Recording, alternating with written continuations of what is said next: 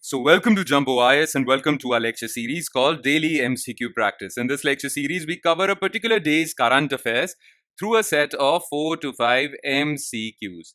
The idea is very simple. We want you to revise your current affairs, and what better way to get that revision than by the much needed MCQ practice? Because 4 to 5 MCQs covered on a daily basis would add up to more than 1200 MCQs. Yes, it seems a little effort like 4 to 5 MCQs daily, but it adds up, it compounds to 1200 MCQs from the topic of current affairs alone. I'm not talking about other static subjects, just current affairs. Now, this much amount of MCQ practice from your current affairs portion would really serve you well for your prelims examination this year. Okay, because current affairs do form an important portion of your prelims examination. 40 to 50% of your paper is directly or indirectly related to current affairs. Therefore, this series is of extreme importance for you. Therefore, make it a part of your daily routine, a daily habit of yours. All right, let's begin today's session with question number 1. Consider the following statements regarding Sir Shankaran Nair. He was a judge of the Madras High Court during the colonial rule and also served as the member of Viceroy's Executive Council. He resigned from Viceroy's Executive Council in protest of Jallianwala Bagh massacre. He was a big supporter of non-cooperation movement and criticized the British rule in his book, Gandhi and Anarchy. Okay, how many of the above statements are correct? Now look, April 14th marks the anniversary of or commemorates Jallianwala Bagh massacre. Okay, now Jallianwala Bagh massacre was a brutal massacre done at the hands of British officers, British Indian Army, at peaceful protesters. Now, Sir Shankaran Nair was an eminent person. As you can see, his name contains this abbreviation, Sir. Not abbreviation, I'm so sorry, prefix. Sir. That means he received knighthood from the British government. Okay, he was an eminent personality, but he protested against that Jallianwala Bagh massacre, and that is why he is remembered so fondly. Okay, now he was an eminent personality. By that I mean that he was appointed as the public prosecutor, and then he was appointed as Madras High Court judge in 1908. During that day, when the British ruled over us and they didn't allow Indians to reach high posts. Okay, he reached that high post, served as the judge of Madras High Court during the colonial rule, and in fact in 1915 he was appointed in the Viceroy's Executive Council, Viceroy's cabinet. Okay, that means he was a minister in the central government. Essentially that means that. Okay, so yes, that part is correct. Now, in 1919 Jallianwala Bagh massacre happened, and many nationalists were really, their conscience was shook by this massacre. Sir Shankaran Nair was no exception.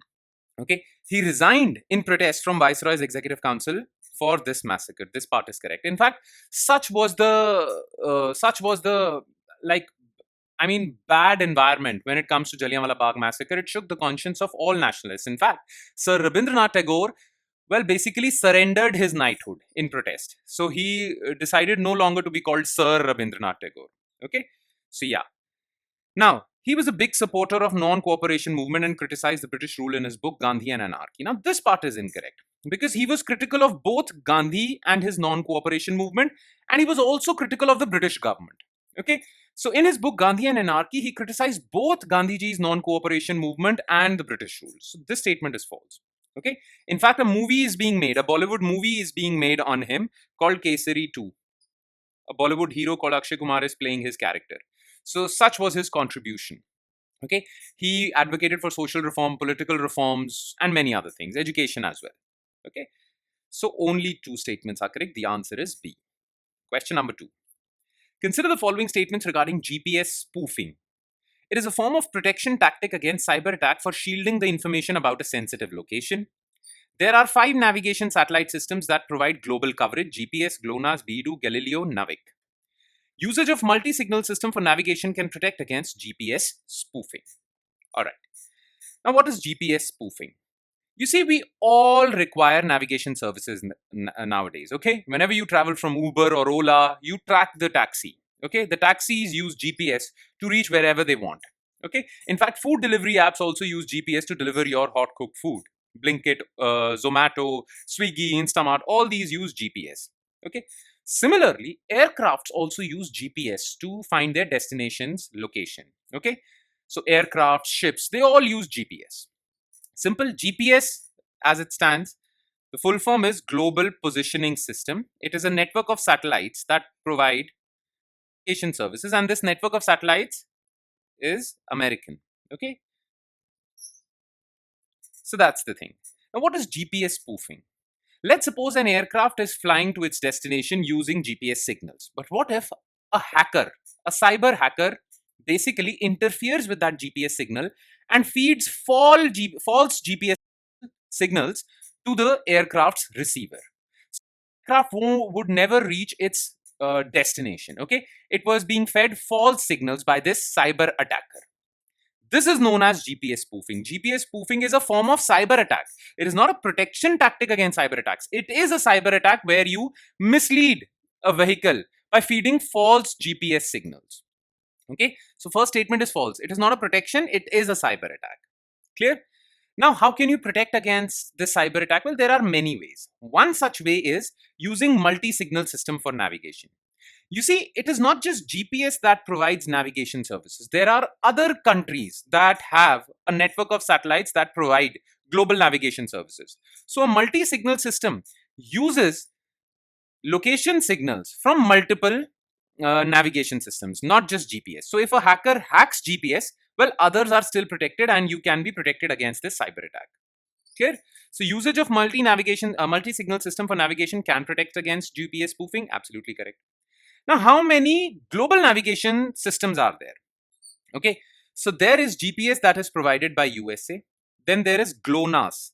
That is again a global navigation system by Russia. Then China has a global navigation system called BeiDou. Then Galileo is Europe's navigation system. Okay, so GPS, GLONASS, BeiDou, Galileo provide navigation services with global coverage. Then there are navigation systems that provide regional coverage, okay, in particular regions. Like for the South Asian region, India has NAVIC, also earlier known as Indian Regional Navigation Satellite System. Okay, then Japan also has a regional navigation satellite system, but it is regional, called Quasi Zenith. Okay, these are regional. Now, in statement number 2, it was asked, there are 5 navigation satellite systems that provide global coverage. So yes, GPS provides global coverage, GLONASS provides global coverage, BeiDou, Galileo provide global coverage, but not NAVIC. NAVIC provides regional coverage. Okay, so this statement is also false. Only 3, the answer is C. Question number 3. Consider the following statements regarding Kármán line. It is an imaginary line that defines the boundary between Earth's atmosphere and outer space.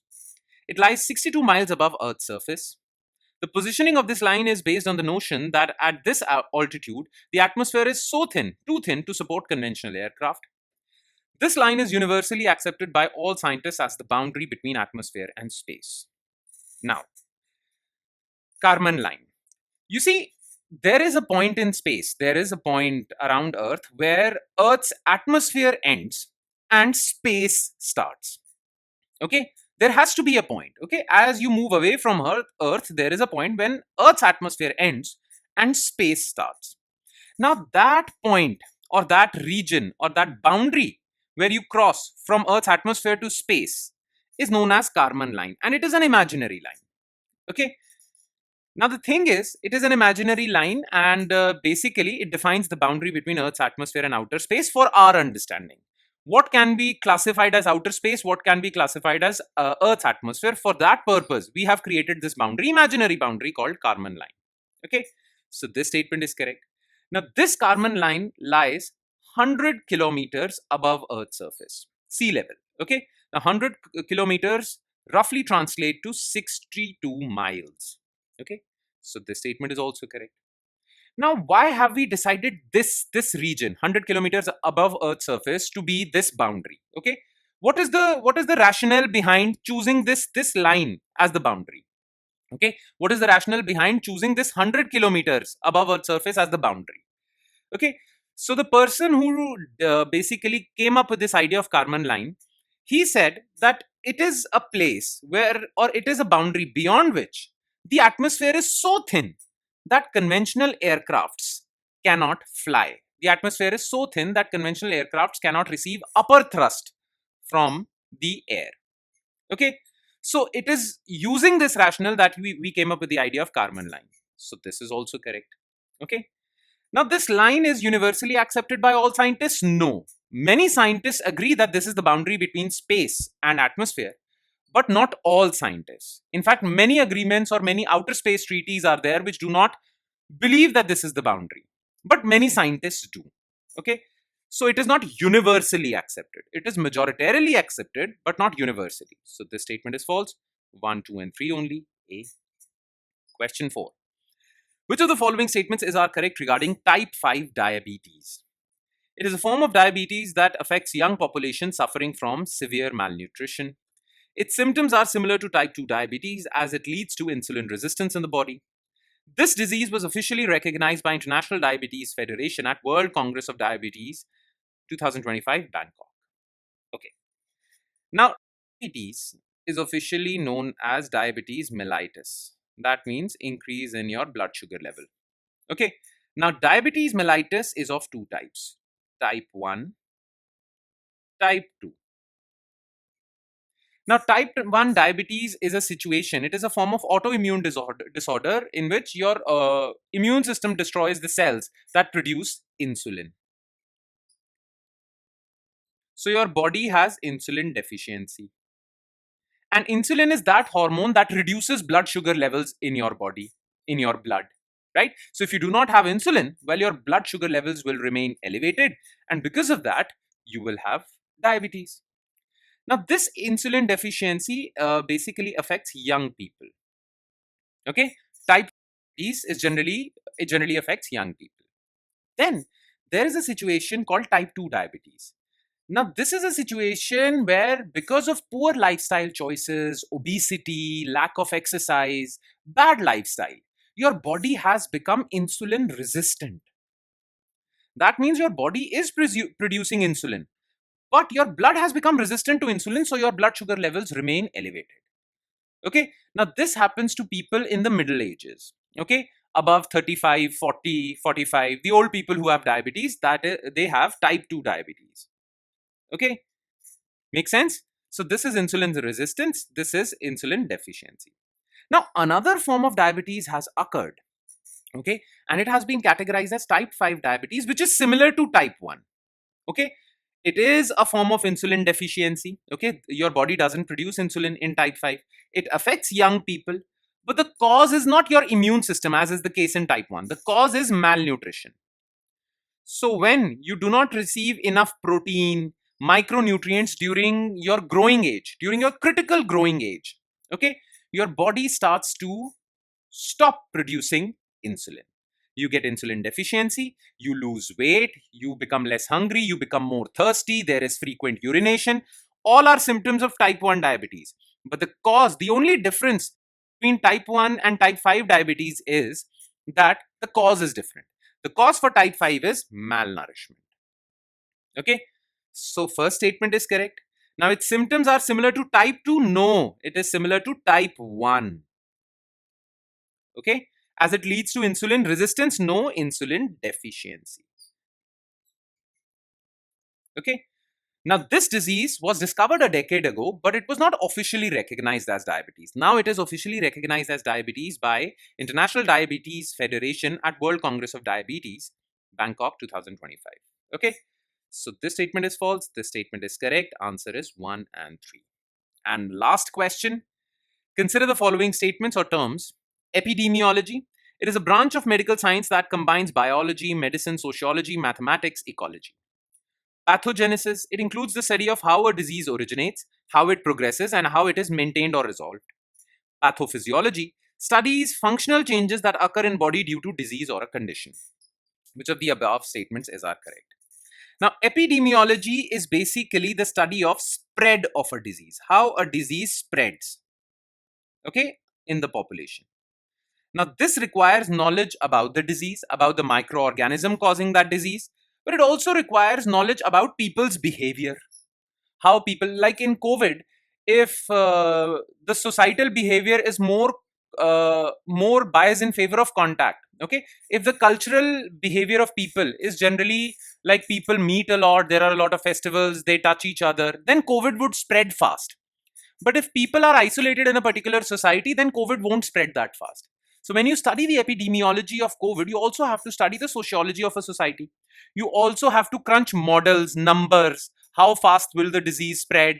By 1 year, how many people would be affected by COVID? That's all about numbers. So mathematics and environment. Environment is important. If the environment is more windy, then the virus would spread out. If it is high moisture, high humidity, then the disease would spread. So it studies environment as well. So epidemiology combines all these things. Then pathogenesis. Pathogenesis is about how a disease starts in your body, then it progresses, then it reaches its peak, and then it subsides. That is pathogenesis. Then there is this thing called pathophysiology. Okay. Now in pathophysiology, you study the body. How is the body behaving when the disease starts? How its functions change when the disease progresses? Okay. And what is the how does the body recover after the disease has faded away? Okay, so that is pathophysiology. So this is also correct. All three statements are correct. The answer is D. And with that, we conclude today's session. Thank you so much for watching, everyone. And I'm sure it has added value to your preparation. Now, like I say this like at the end of every lecture, please do not forget to revise this lecture. And by revision, I mean going through written detailed solutions for each and every MCQ discussed above. It would hardly take 5 to 10 minutes. Now, these solutions are provided in our notes, and these notes are available on our Telegram channel. The link to our Telegram channel is provided in the comment section below this video. Just click on that link. It will take you to our Telegram channel, and from there you can download the notes and do the necessary revision. And on that note, I would be signing off with the promise of seeing you again with another set of MCQs. Thank you, everyone.